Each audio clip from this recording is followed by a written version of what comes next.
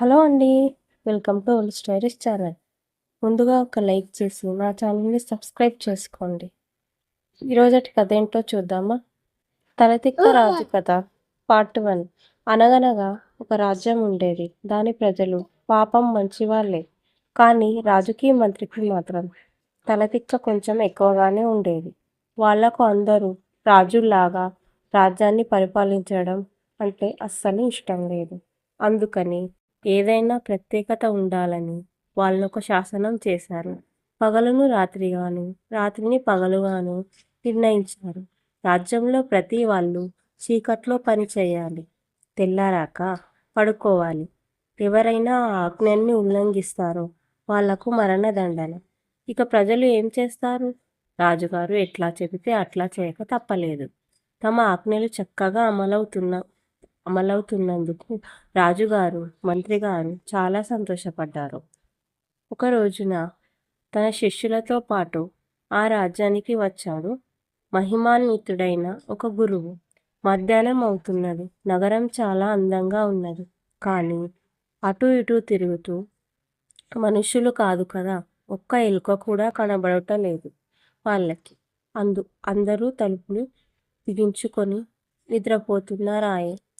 రాజాజ్ఞకు భయపడే ప్రజలు చివరికి ఆ రాజ్యంలో పశువులకు కూడా పగటి నిద్ర అలవాటు చేసేశారు.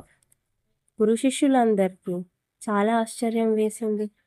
అయితే సాయంత్రం అయ్యేసరికి నగరమంతా ఒక్కసారిగా మేల్కొన్నది. ప్రజలంతా ఎవరి పనులు వాళ్ళు చకచకా చేసుకోవడం మొదలుపెట్టారు. గురు శిష్యులకు వాళ్ళ విధేయత చూస్తే ముచ్చట వేసింది. చీకటి పడుతుండగా వాళ్ళిద్దరికీ బాగా ఆకలి వేసింది. దుకాణాలు తెరిచారు గనుక వెళ్ళి ఏమైనా భోజన సామాగ్రి తెచ్చుకొని తిందామనుకున్నారు. బజారుకు వెళ్ళారిద్దరు. చూస్తే ఆశ్చర్యం. అన్ని సామాన్లది ఒకే రేటు.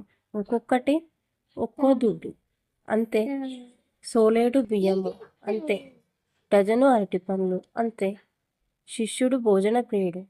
అతడు ఆ ధరల్ని చూసి చాలా సంతోషపడ్డాడు. ఎన్ని సామాన్లు కొనుక్కున్నా నిండా 10 దుడ్లు కూడా ఖర్చవ్వలేదు. మరి ఇది పిచ్చివాళ్ళ రాజ్యం నాయన. ఇలాంటి చోట ఉండడం ప్రమాదం. వేరే ఎక్కడికైనా వెళ్ళిపోదాం. త్వరగా పోదాం పద, ఇక్కడ ఉండకూడదు అన్నాడు గురువుగారు శిష్యునితో.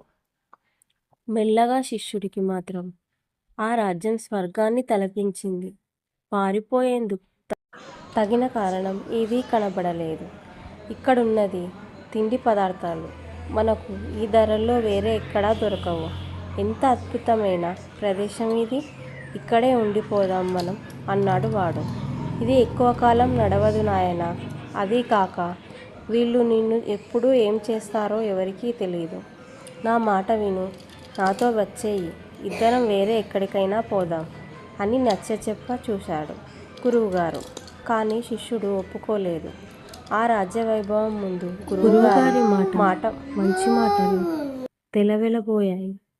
ఏమైనా సరే తను ఈ స్వర్గాన్ని వదిలి రాను అన్నాడు శిష్యుడు. చేసేది లేక గురువుగారు అతన్ని అక్కడే వదిలి, నీకు అవసరమైనప్పుడు పిలువు, వస్తాను అని చెప్పి వెళ్ళాడు. శిష్యుడు మాత్రం అక్కడే ఉండిపోయాడు.